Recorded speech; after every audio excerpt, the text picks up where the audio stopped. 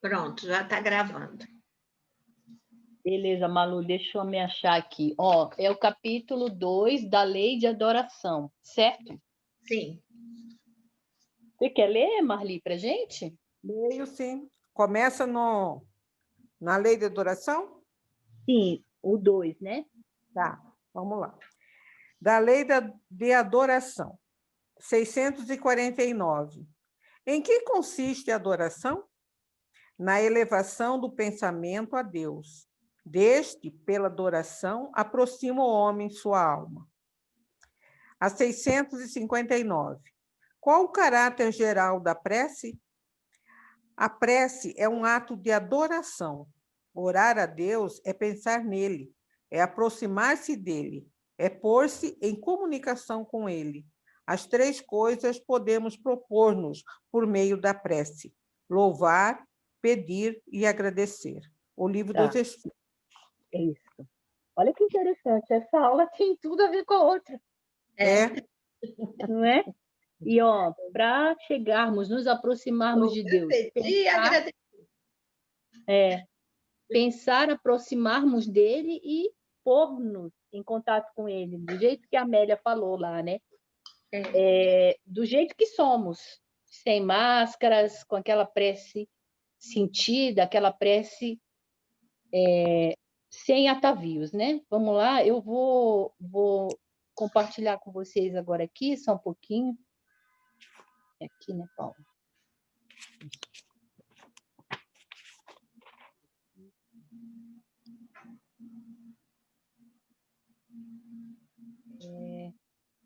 Deixa eu ver, Paulo.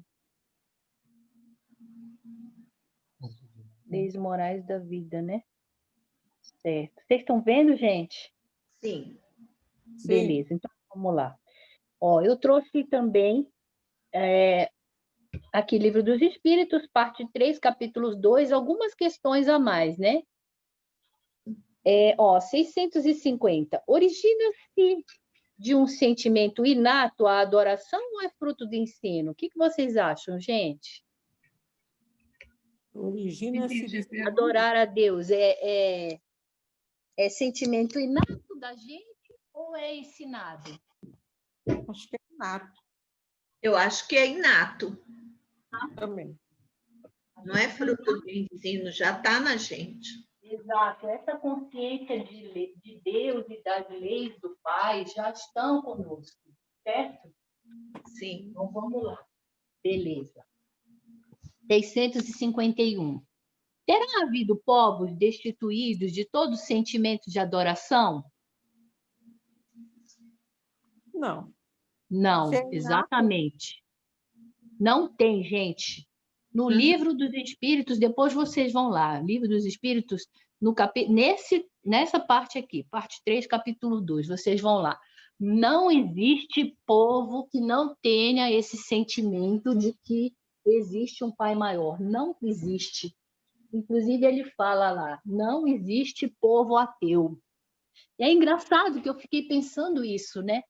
Não existe povo ateu. E aí eu fiquei pensando o seguinte, realmente quando a gente está numa situação difícil, um acidente, alguma cena pavorosa, alguma coisa, a gente fala, Deus, não é? Ou então a gente fala, oh, meu Deus! Tá. 653A. A adoração exterior é útil? O que vocês acham? Eu acho que sim, dependendo do nível. Né? Sim, muito bem. É isso mesmo. A adoração exterior é útil? Sim. Se ela tiver um ensinamento para o próximo, ele está vendo lá, a pessoa está rezando, a pessoa está tentando se comunicar com Deus, então ela está dando um exemplo bonito, certo? Caso, né? Ela fala lá esse porém aí, caso você esteja realmente naquela prece que a Amélia ensinou para a gente. Aquela prece assim, de desnudo, né, com aquela vontade mesmo de melhorar, aquela prece bem sentida, e não apenas aquela exteriorização falsa, beleza? É a do fariseu, né? Exatamente, exatamente. 657. Tem perante Deus algum mérito os que se consagram à vida contemplativa, uma vez que nenhum mal fazem e só em Deus pensam? O que vocês acham dessa? Ó, Se tem, como é que é? tem Mérito? Não. Não, muito bem. Não tem mérito. Porque ela fala assim, né? Allan Kardec fala para a gente nessa questão 657. Ele fala o seguinte: tá, você só está então glorificando a Deus, só contemplando a natureza, mas você nenhum mal faz. Ó, beleza.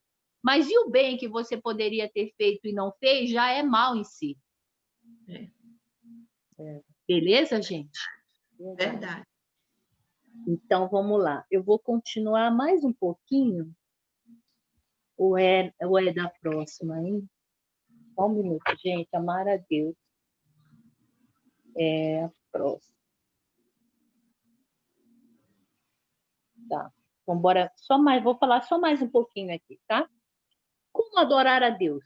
Então, ó, lembra que nós falamos lá que os povos, antigamente, eles tinham essa necessidade de fazer essa adoração e essa adoração exterior, né? Então, aqui, ó, os homens imaginavam, assim como aos reis da terra, que os deuses do céu fossem sensíveis a manifestações exteriores e daí as pomposidades das cerimônias e ritos. E aqui, ó, cadê? Então, olha, os homens imaginavam nessa seta em amarelo que os deuses, que alguém, ou, por exemplo, vários povos tinham deuses diferentes, certo? Então, deveriam submetê-los a provas. No terceiro livro dos reis, nós temos lá o desafio que é proposto por Elias. Elias está em mais ou menos 900 anos antes de Cristo. Aos adoradores de Baal. Ele falou assim, o pessoal lá cultuava Baal, certo?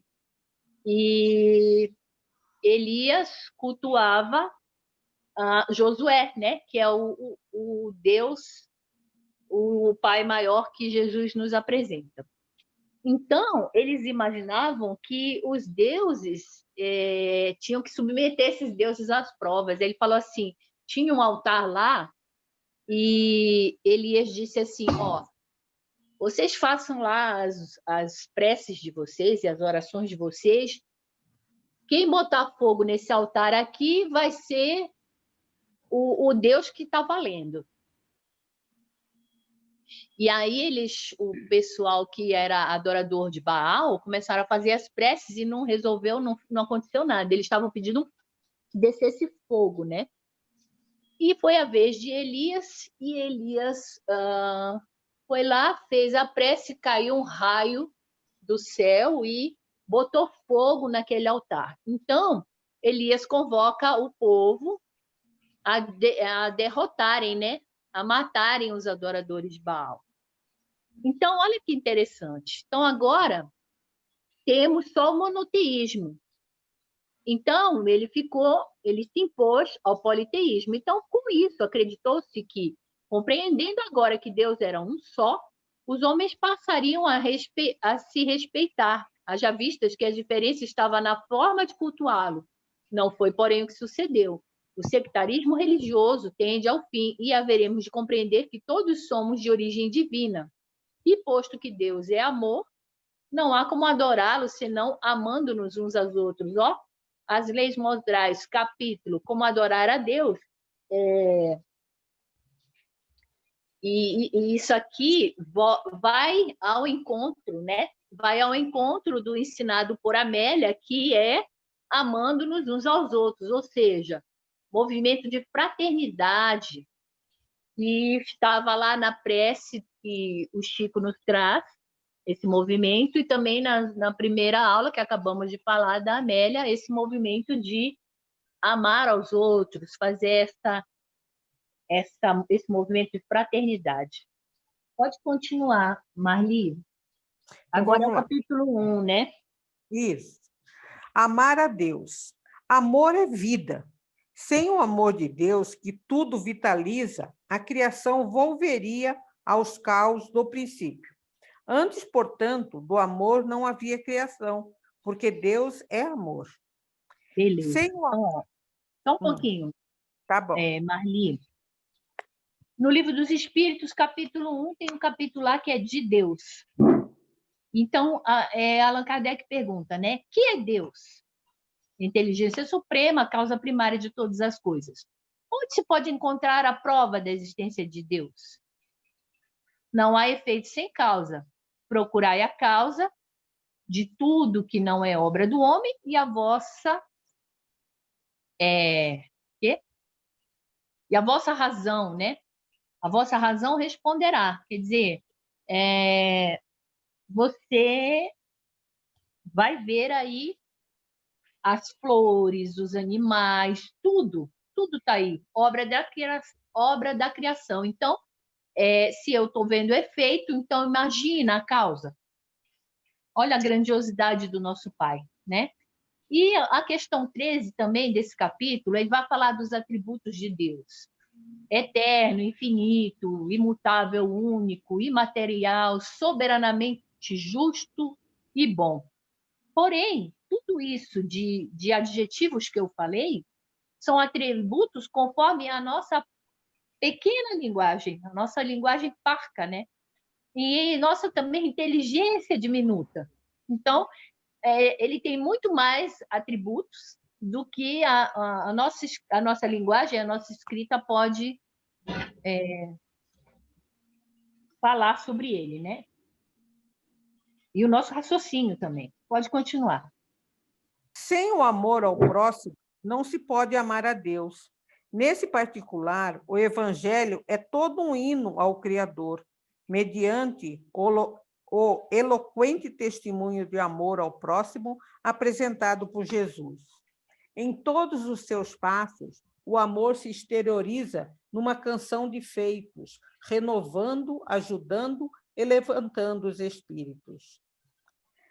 Não podendo o homem romper a caixa escura do egoísmo, saindo de si na direção da criatura, sua irmã, dificilmente compreenderá o impositivo do amor transcendente em relação à divindade. Ó, tá vendo? De novo, esse movimento, né? De sairmos de nós mesmos, sairmos dessa concha do egoísmo, como aconteceu com o André Luiz, que teve aquela renovação de personalidade, sair desse exclusivismo e fazer esse movimento na direção do próximo. Isso aí nos aproxima e faz, né, com que possamos compreender e nos conectar mais com Deus, né? Outra coisa, para adorarmos a Deus, né, o que a gente tem aprendido é o seguinte: cultivar o bem e amar ao próximo. Isso é uma forma de adoração, certo? Quem é essa irmã? Sua irmã de criatura. Hã? A criatura é essa irmã, sua irmã. Na frase que você leu aí, ó, caindo de si na direção da criatura, sua irmã. É o próximo, né? É o próximo. É a forma coloquial que ela escreve, né? É qualquer pessoa, Malu. É uma pessoa próxima, qualquer pessoa que... e somos todos irmãos, né? Na concepção aqui de Jesus Cristo. Pode continuar. Tá. Quando escasseiam os recursos da elevação interior pelo pensamento vinculado ao Supremo Construtor do Cosmos, devem abundar os esforços no labor da fraternidade em direção às demais criaturas, do que decorre, inevitavelmente, a vinculação amorosa com Deus. Está vendo? Porquanto ninguém pode pensar no próximo sem proceder a uma imperiosa necessidade de fazer interrogações que levam à causa central. A Deus. Então, assim, esse movimento, né? Ela repete esse parágrafo aqui e ela esclarece mais ainda esse movimento em relação ao próximo, né? Aos nossos irmãos, imperiosamente faz com que nós pensemos em Deus. E a gente lembra aqui na Boa Nova, capítulo 19, também de Francisco Cândido Xavier, que ele diz assim: quando fazes a um desses pequeninos, é a mim que o fazes. Lembra? Então, Sim. pensando nos pequeninos, fazendo alguma coisa por eles, é por Jesus e, consequentemente, por Deus, certo? E no Evangelho também, né? Que ele Tem no fala, Evangelho também. Essa frase é comum de Jesus, né? quando me visitasse na prisão, quando tudo isso aí Isso, ele fala, né? isso mesmo. Pode continuar. O homem constitui indubitavelmente um enigma que só a luz meridiana da reencarnação, técnica do amor e da justiça divina, pode ser entendido. Na vida, sob qualquer expressão, está manifesto o amor. Mediante o amor, animam-se as forças atuantes e produtivas da natureza, no mineral, no vegetal, no animal, no homem e no anjo. Olha que bacana isso, né? Amor em tudo, amor assim. Fluido cósmico universal é amor, nós estamos mergulhados, inseridos nisso. Pode continuar.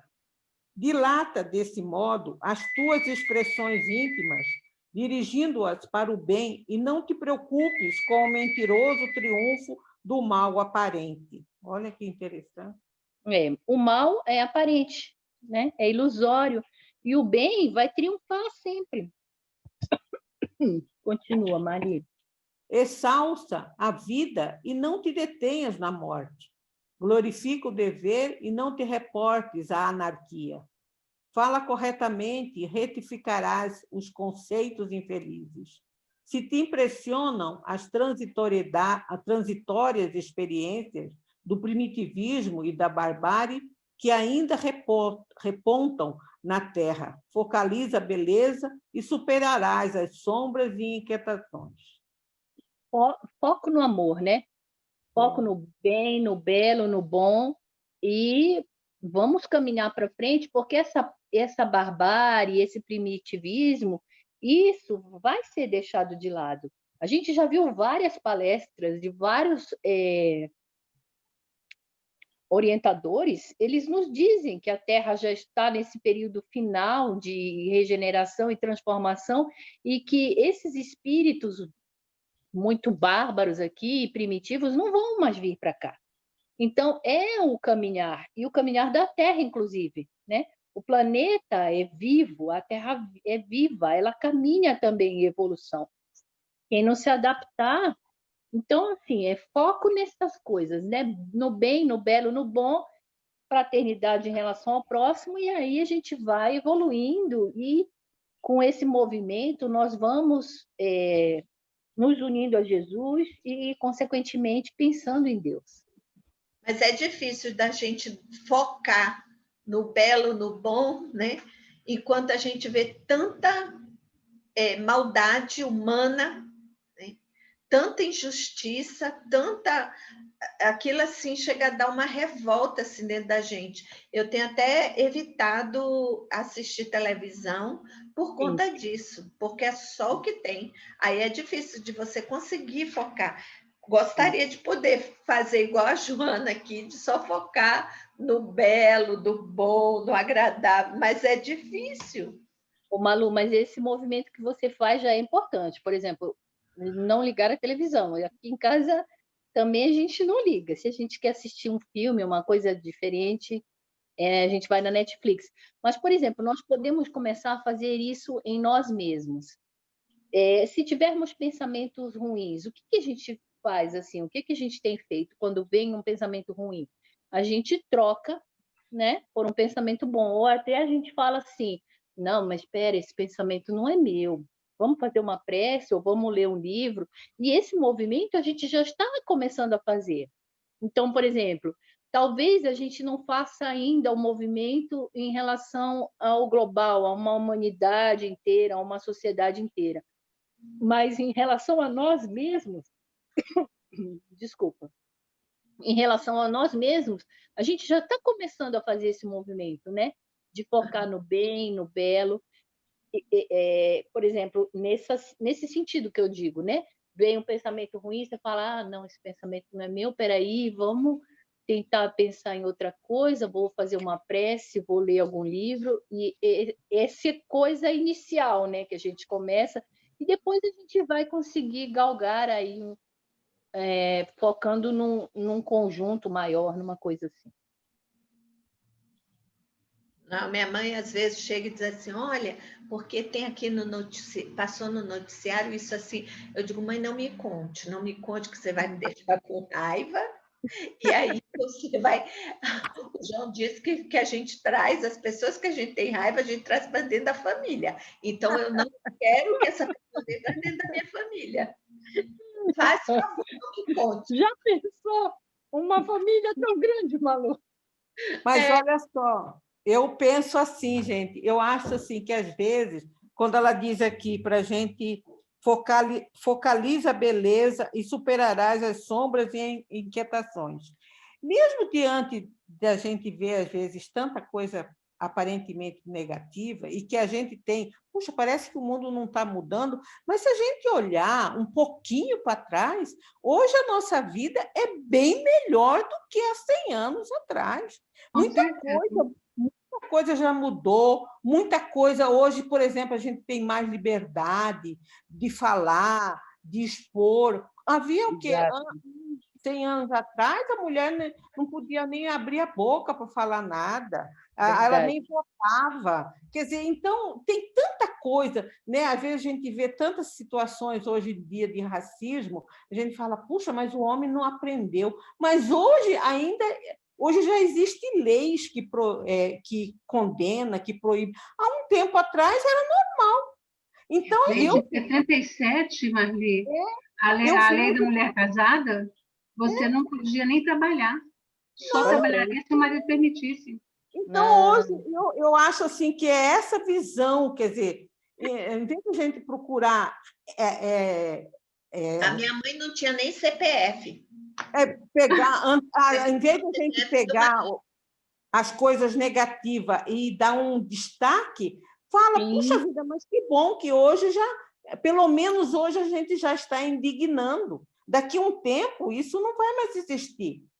Então, precisa passar esse período. Eu entendo que quando você olhar, em vez de você pintar com cores, com tinta muito forte o negativo, procura ver o que traz de progresso atrás disso. Eu não sei, eu não estou querendo ser poliana, mas eu acho que é assim que eu... Mas a gente sente isso, né, Marli? Não é poliana, não, a gente sente isso. A gente, pode o negócio estar estourando, mas você tem aquela esperança lá no fundo, não tem? Você está com seus problemas, suas coisas, mas você tem esperança, você tem.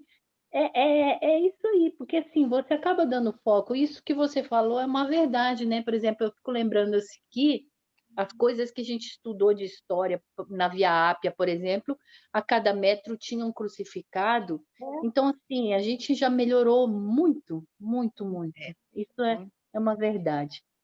Mas vamos lá. Continuando. Pode continuar? Uhum. A maneira mais agradável de adorar a Deus é elevar o pensamento a Ele, através do culto ao bem e do amor ao próximo. Desce a dor e ergue o combalido à saúde íntima. Mergulha no pau e levanta ao planalto os que ali encontres. Curva-te para socorrer. No entanto, ascende no rumo de Deus pelo pensamento ligado ao seu amor e vencerá o óbice. Olha que bacana esses 2 parágrafos, né? Nossa, está difícil essa aula aqui. Tá na... a maneira mais agradável de adorar a Deus é levar o pensamento a Ele, através do culto no bem, cultuar o bem, amar o próximo, né? Fazer esse movimento. De novo, ela fala para gente. Desce a dor e ergue o combalido à saúde íntima. Mergulha no pau e levanta ao planalto os que ali encontram-se. Ela estava lá no pântano, no abismo, e elevou. Curva-te para socorrer, no entanto, ascende no rumo de Deus pelo pensamento ligado ao seu amor e vencerás os óbices. Eu fico pensando, né, ó, Jesus estava lá na cruz, né? Estava lá na cruz, eu nem vou falar sofrendo, estava na cruz.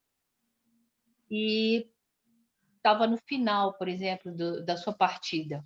O que ele faz? Qual a primeira coisa que ele faz? Vai socorrer Judas. Então, assim, né? Desce a dor e vai erguer o combalido. Então, é isso, né? Eu lembro uma vez que Emmanuel pediu para Chico ir na periferia, porque Chico estava com os problemas, e ele diz, não, vou resolver os seus problemas. E aí pega Chico e leva para a periferia. Para quê? E lá Chico vê assim, os maiores problemas, dificuldades econômicas. Vocês já viram essa passagem da vida de Chico? Eu já vi. Então, assim, ele saiu dele mesmo. Foi mostrar para ele, né, que o problema dele não era tão grande quanto ele imaginava. Tinham problemas muito maiores na humanidade. Exato. Então, sair de si e ir ao encontro, né? Ao encontro do outro. Pode continuar, Marli. Se desejas, todavia, compreender melhor a necessidade de amar a Deus, acompanha o desabrochar de uma rosa, desenvolvendo perfume à vida, e o que extrai do solo em humus e adubo. Fita uma criança, detente num ancião. Ama, portanto, pelo caminho quantos possas, plantas, animais, homens, e te descobrirás, por fim, superiormente amando a Deus. Bacana, né? Uhum. Então, vamos começar a fazer esse movimento aí que Joana nos pede, amando as plantas, amando os animais. Vamos lá. Capítulo 2 também, né? Ficou para mim. Oração no lar. Olha só, todas as 3 aulas. Toda oração, hein? Tá vendo? Como que é interessante. Tudo é a prece. E engraçado que eu fui pegar aqui o meu papelzinho, que eu marco, né, o livro, aí olha a frase. Tende confiança na eficácia da prece, quando ela parte verdadeiramente do coração. Deus é bom. Trecho extraído do livro Céu e Inferno, de Allan Kardec. Tá vendo? Até o papelzinho hoje veio com prece. Tudo é de oração e prece hoje. Então, agora vamos falar de oração no lar, né? O nosso evangelho aí, semanalmente, ilumina a nossa casa, ilumina a nossa rua, inclusive pode iluminar o nosso bairro. Quando tem uma oração num apartamento, não sei quem mora em apartamento. Eu. Você mora em apartamento, né, Malu? Você também, Marli? A prece, o evangelho semanal, ilumina todo um prédio. Pois é. Vamos lá. Quem lê? Você lê, Margarete, para a gente? E aqui. Oração no lar. A transformação do lar em célula viva do cristianismo operante constitui labor impostergável. Por mais valiosas se façam as conquistas externas na atividade cotidiana, com vistas ao progresso e à felicidade, se tais aquisições não encontrarem fundações de segurança no reduto doméstico, far-se-ão edificações em constante perigo. Olha que interessante esse parágrafo, né? Por mais valiosas que sejam as conquistas externas, tem que ter uma base que a gente vai adquirir onde? Em casa, no reduto doméstico. Tem que ter uma segurança para que, né, essas conquistas externas não se percam. E essas bases aqui, né, vêm do nosso estudo do Espiritismo, vem de conhecer a vida de Jesus, a aquisição da moralidade. Então, essas fundações de segurança que a Joana nos traz são aquisições da onde? Do reduto doméstico. da nossa família pequena. Precisamos dessa base aqui. Pode continuar. Isto porque o lar é a matriz geradora da comunidade ditosa, sobre o qual repousam os sustentáculos das nacionalidades progressistas. Os distúrbios internos em qualquer máquina de serviço provocam prejuízo na rentabilidade, quando não se dá a paralisação do trabalho com danos imprevisíveis. A família é o fulcro da maior importância para o homem. Então, a família é o sustentáculo. Então, cada célula familiar, se trouxer essa base aqui, ó, essa segurança, a sociedade, de um modo geral, vai melhorar nesse sentido aí de não termos essas barbáries que a Malu tem falado aí. Então, por quê? Porque precisamos desse conhecimento, né, de religião na nossa casa. Pode continuar, Margarete. Não obstante os complexos mecanismos da reencarnação, os fatores criminógenos e os estímulos honoráveis encontram no núcleo familiar as condições fomentadoras para a eclodir das paixões insanas, como o das sublimes. Obviamente, nesse capítulo, de quando em quando, surgem exceções, como atestando que o diamante valioso, apesar de tombado na lama, fulgura precioso, ou a pedra bruta, embora o engaste nobre e o estojo especial de forma alguma adquire valor. Olha, interessante então aqui, ó. Embora os complexos mecanismos da reencarnação, os fatores criminógenos, quer dizer, o nosso lado negativo, ou os estímulos honoráveis, as virtudes, as coisas boas que trazemos, encontram no núcleo familiar condições fomentadoras para eclodir das paixões insanas, como das sublimes, ou seja, a base familiar, né? Essa segurança, essa fundação faz com que haja a eclosão das virtudes, das coisas boas, que é o que a gente está falando, né? O foco no bem, no belo, no bom. E deverá, ou deveria, né?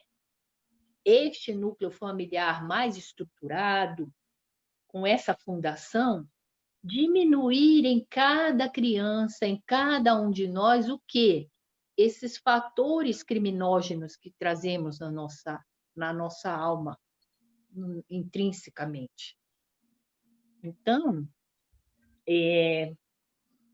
oração no lar, estudo, né? Como eu já falei antes, estudo de Jesus, faz esse movimento de diminuirmos um e aumentarmos o outro. Pode continuar, Margarete. Gente, se vocês quiserem... Oscilado pela oração, em conjunto onde, a par do exemplo salutar dos cônjuges, a palavra do Senhor recebe consideração e apontamentos superiores, ao menos periodicamente, os dramas passionais, as ocorrências infelizes, os temores e as discórdias cedem lugar à compreensão fraternal, à caridade recíproca, à paciência, ao amor.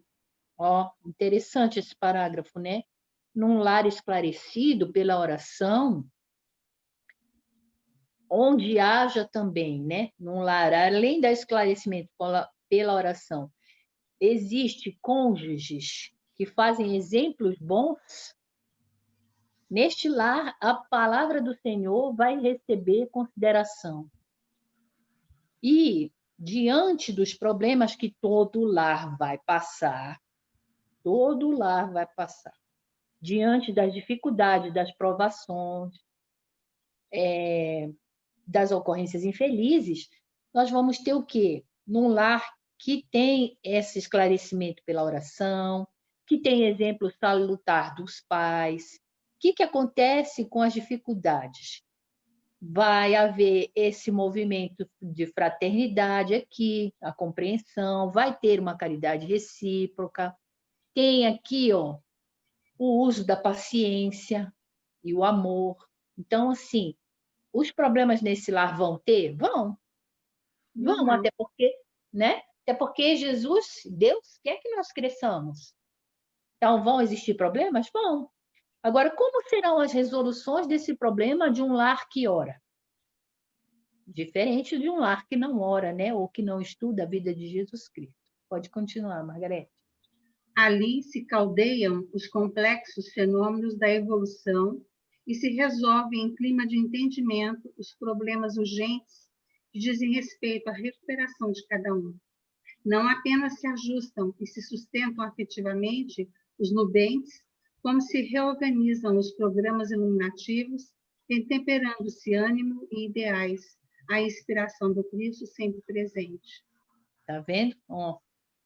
Retemperando-se ânimo, temos ideais, né? Exemplos de Jesus Cristo, como eu falei agora há pouco. Pode continuar. Companheiros sinceros queixam-se quanto aos danos promovidos pelos modernos veículos de comunicação de massa. Diversos expositores... O que a Malu acabou de falar, né, Margarete? Foi. Comunicação de massa.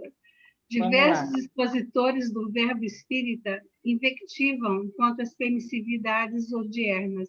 Quer dizer, eles atacam as permissividades contemporâneas, né? Então, aqui, os expositores do espiritismo atacando essas permissividades. Pode continuar. Eles estão... Depende, né? Se ataca no sentido de estar com raiva, poderia também falar essas coisas, mas assim, né?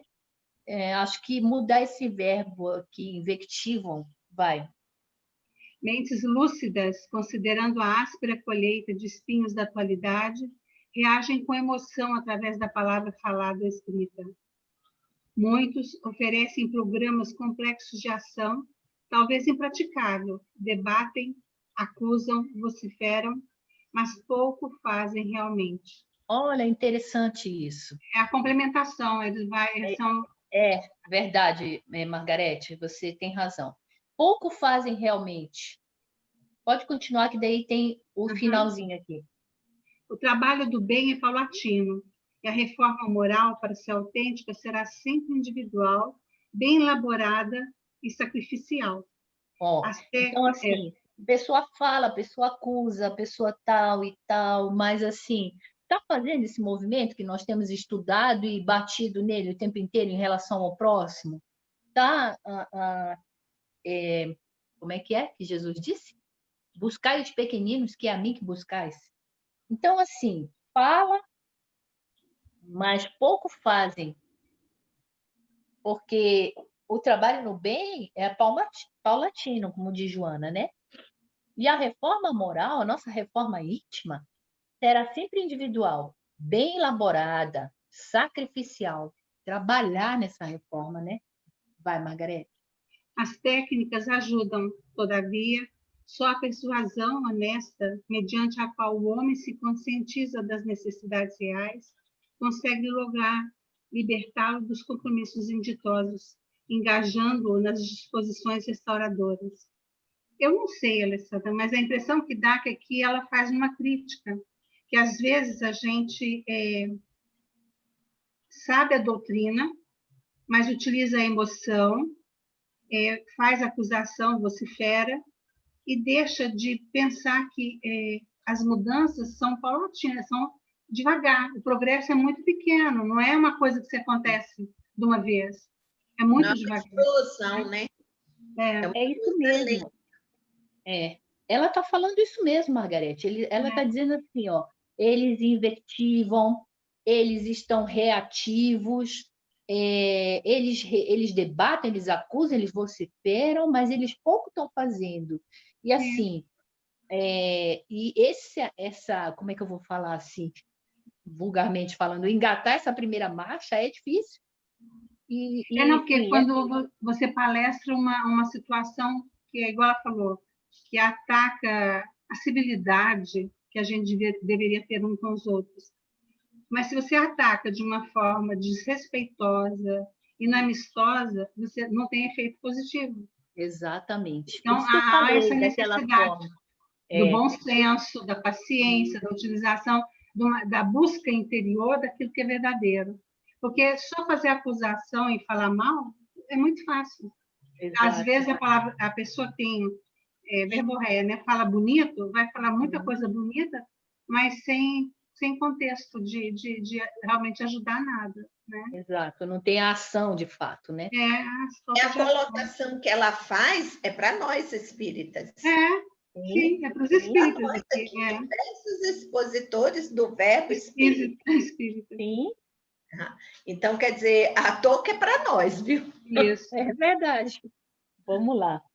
É por isso que eu acho que aqui um momentinho só. Ali ela fala, ó, só a persuasão honesta. Quer dizer, como que a gente consegue essa persuasão? Através do exemplo, né? Porque não adianta falar. É a mesma coisa, às vezes a gente critica, a polícia mata um bandido, mas era um bandido. Mas se a polícia usa da mesma arma que o bandido, que mérito ela tem? Nenhum.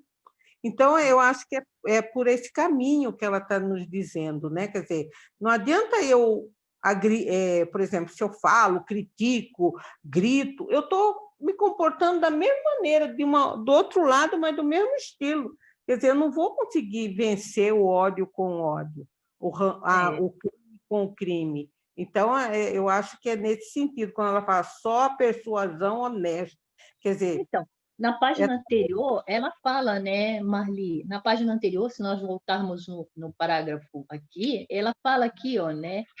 Exemplo salutar dos cônjuges. Isso. Então, uma família estruturada com exemplo dos pais. E é a mesma coisa aqui. Cadê? Honestidade, né? Nessa mudança, nesse empenho e nessa vontade. Pode continuar. De pouca monta o esforço para ajudar a renovação do próximo, se não ensinar fixado ao exemplo da própria modificação íntima para melhor. Realmente, isso aqui é para o expositor espírita. Primeiro a família, depois a pessoa, né, o expositor de verbo espírita, quer dizer, que conhece a doutrina. Você fala, mas não usa esse contexto da honestidade, da paciência. Aí não tem como ajudar. Você sabe, por isso que eu digo assim, todo espírita tem que estar engajado em algum trabalho caritativo. Ele, no meu ponto de vista, agora é pessoal, tá, gente? Todo espírita tem que se engajar num trabalho assim, desse movimento aqui que a gente está estudando, de fraternidade, de se doar ao próximo. No começo, meu marido, ele é ateu, mas ele fala o seguinte, tá?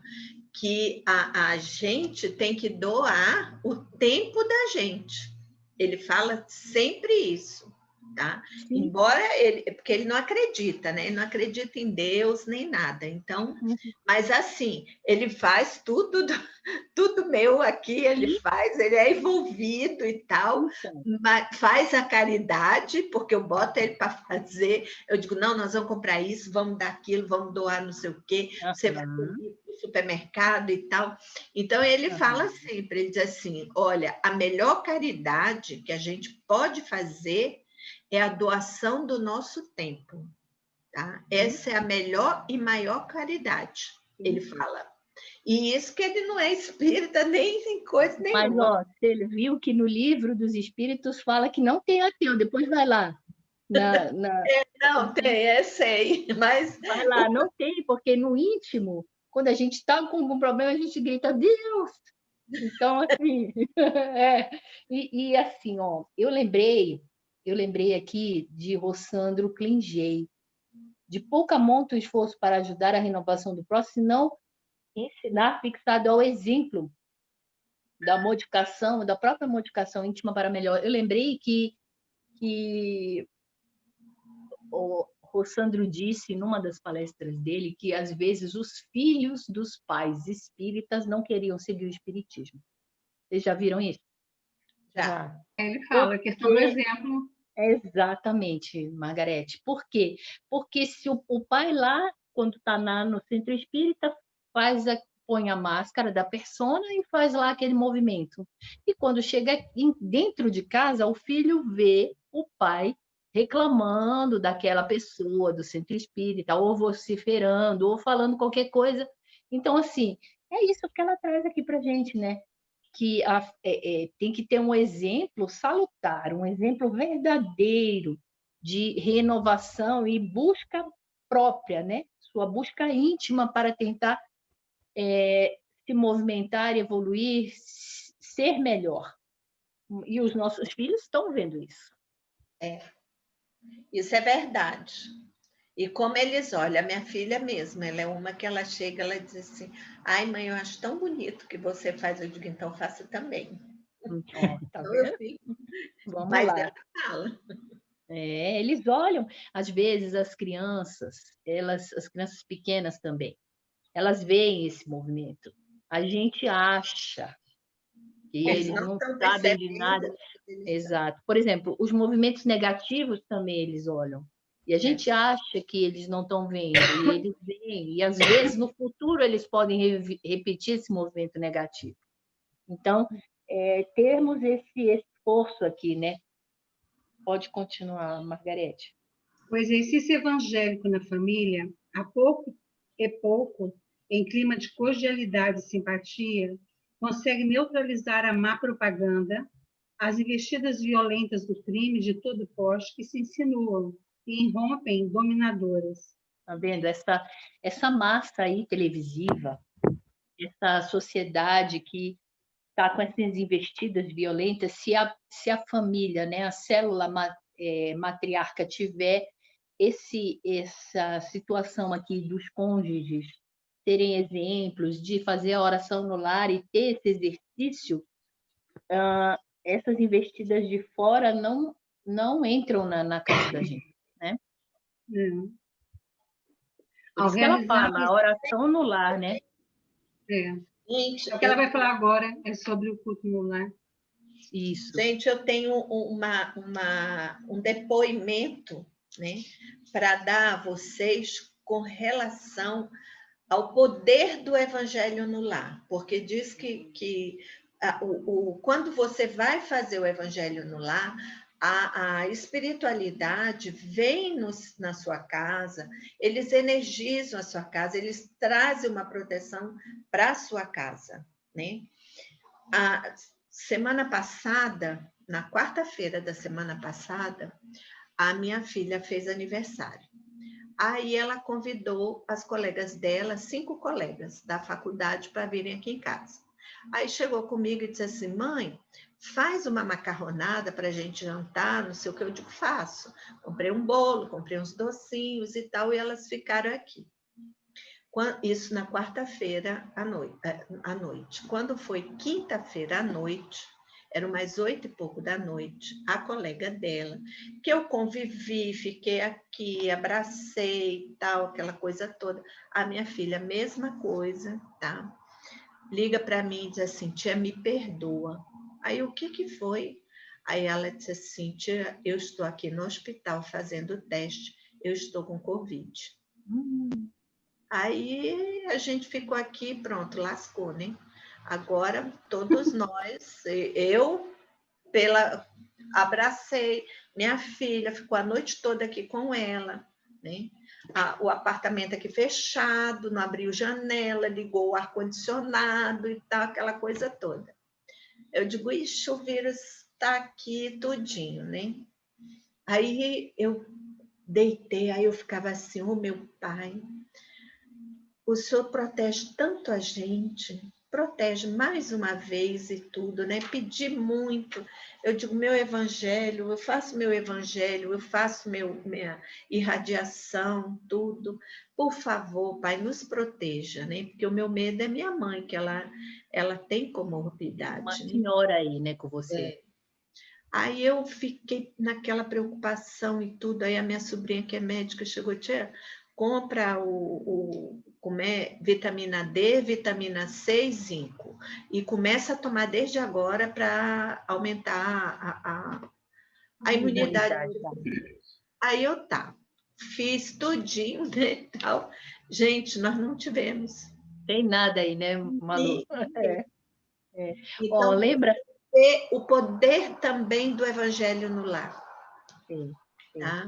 Porque tem a ver com aquele fluxo magnético que a gente viu na aula anterior, né? Exato, e também a questão que a gente vê quando você estuda o livro da mediunidade, ele fala sobre a esterilização do ambiente. Tá? Eu acredito que o nosso ambiente estava esterilizado. Tá? Que É verdade. Verdade. Agiram aqui. Vamos Então, lá, Margarete. Ao realizares o culto evangélico do lar, não te excedas em tempo, a fim de serem evitadas a monotonia e o desinteresse. Não o imponhas aos que te não compartem as ideias ou preferem, por enquanto, outros rumos. Tenta argumentação honesta e branda, convincente e autêntica. Insiste junto aos filhinhos para que comunguem contigo do pão do Espírito, conforme de ti recebem o pão do corpo. Faze, porém, a tua parte. Se sentires a tentação do desânimo, a amargura da decepção, recorda-te do otimismo dos primeiros cristãos e não desfaleças. Orando em conjunto, recomendavam os invigilantes, os perturbadores, os inditosos ao Senhor, aurindo forças na comunhão fraterna para os testemunhos com que se ensementaram na humanidade as excelências da Boa Nova, que ora te alcança o espírito, sem as agruras da perseguição externa e das dolorosas injunções da impiedade humana. Acende o sol do Evangelho em casa, reúne-te com os teus para orar, e jamais triunfarão trevas em teu lar, em tua família, em teu coração. aí. Beleza, é verdade, né? Muito Gente, bom. então, ó, Muito bom. são 3h40, né? Vamos fazer a finalização aqui das nossas aulas. Muito bom. Se eu conseguir e vocês quiserem, eu passo os meus escritos aí para vocês em PDF. Passa sim. Eu gostei daquilo lá. Ótimo. Eu também, gostei muito, eu quero. Eu vou jogar no grupo, então. Ficou bem explicadinho. Que bom, fico feliz. E vamos fazer a nossa prece do encerramento. Você faz para a gente, Paulo, a prece? Então, tem Pela recuperação da Simone. É isso que eu ia falar para ele pedir pela Simone, pela cirurgia de hoje.